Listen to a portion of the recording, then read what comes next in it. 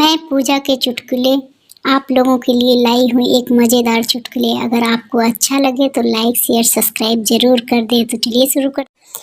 फकीर बोला, आपके पड़ोसी ने पेट भरकर खाना खिलाया है, आप भी कुछ खिलाओ। चिंटू बोला, ये लो हाजमोला।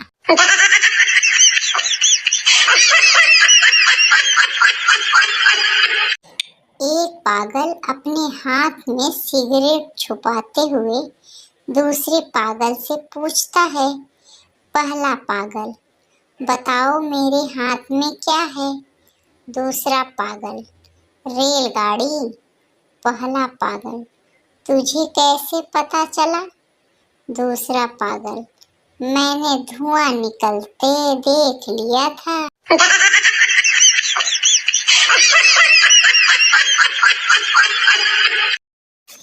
एक रात साली अपने कमरे में बैठकर कुछ सोच रही थी। तभी उसका जीजा पेपर लेकर वहां आया। जीजा बहुत हिम्मत करके साली से बोला, अखबार में एक लेखक ने लिखा है कि पतियों को भी बोलने का हक होना चाहिए। साली हंसते हुए बोली, देखो तो वो बेचारा भी सिर्फ लिख ही पाया।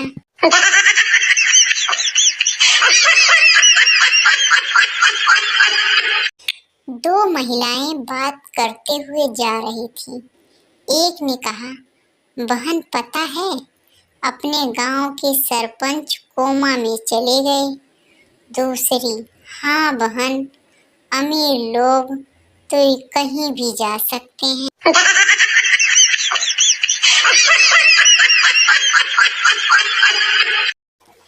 लड़की बोली, भैया स्टेशन जाने के लिए कितना पैसा लोगे? रिक्शा वाला बोला, मैडम जी 20 रुपए। लड़की ने हैरान होकर कहा, स्टेशन के 20 रुपए? रिक्शा वाला बोला, हाँ मैडम, यहाँ से स्टेशन पूरे 2 किलोमीटर दूर है। लड़की हाथ से इशारा करते हुए, ये तो रहा स्टेशन। रिक्शा वाले ने तपाक से कहा, मैडम हाथ पीछे कर लो, कहीं रेल के नीचे ना आ जाए।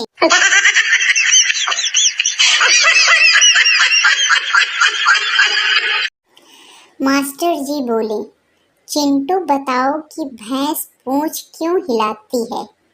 चिंटू बोला, मास्टर जी, क्योंकि पूंछ में इतनी ताकत नहीं होती है कि वो भैंस को हिला सके।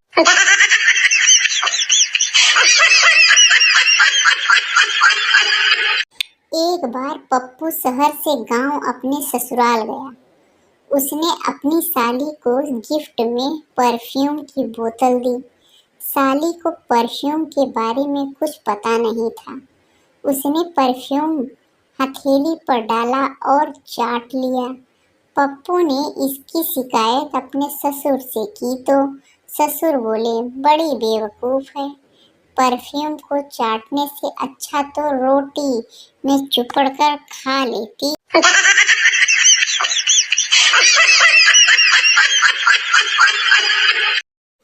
शिक्षक ने परीक्षा में 4 प्रश्नों का निबंध लिखने के लिए बच्चों को दिया। निबंध का विषय था, आलस्य क्या है? एक बच्चे ने 3 पेज को खाली छोड़ दिया और चौथे पन्ने पर बड़े अक्षरों में लिखा, यही है आलस्य।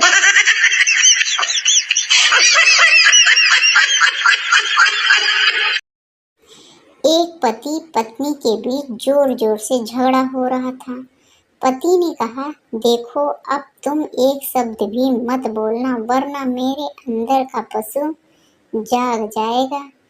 पत्नी ने कहा, जागने दो तुम्हारे अंदर के पशु को, भला चूहे से भी कोई डरता है?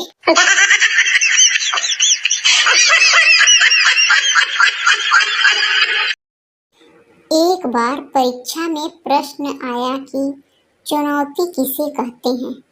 पप्पू ने सारे पेपर को खाली छोड़कर आखिरी पेज पर लिखा, अपनी बाप की औलाद है तो पास करके दिखा। टीचर को अब तक समझ नहीं आया कि क्या किया जाए।